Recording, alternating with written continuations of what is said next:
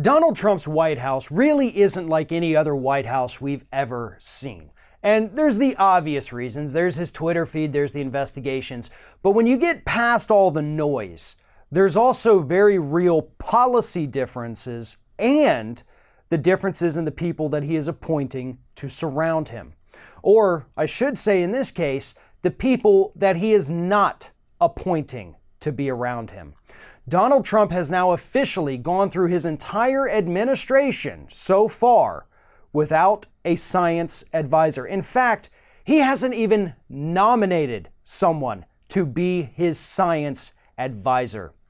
Prior to Donald Trump coming to the White House, the longest stretch ever of a president in modern history not having a science advisor was 9 months and I believe 4 days. That was George W. Bush.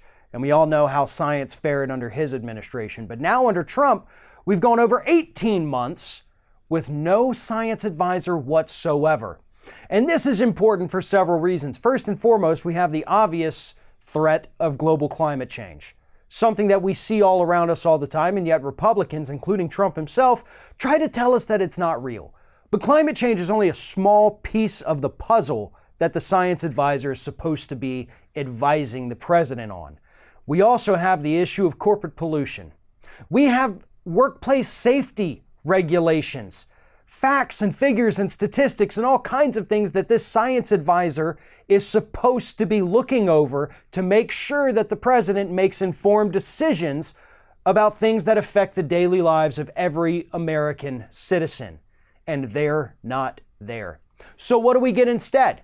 We get a president who appoints industry leaders, people from the coal industry, people from Big Pharma, people from Wall Street. They're the ones calling the shots without anybody looking over their shoulder to say, hey, your math isn't right on this. That's not how this particular thing works. We have TV pundits, Larry Kudlow, serving in the White House, but not somebody who spent their entire lives studying cause and effect of science, basic scientific principles.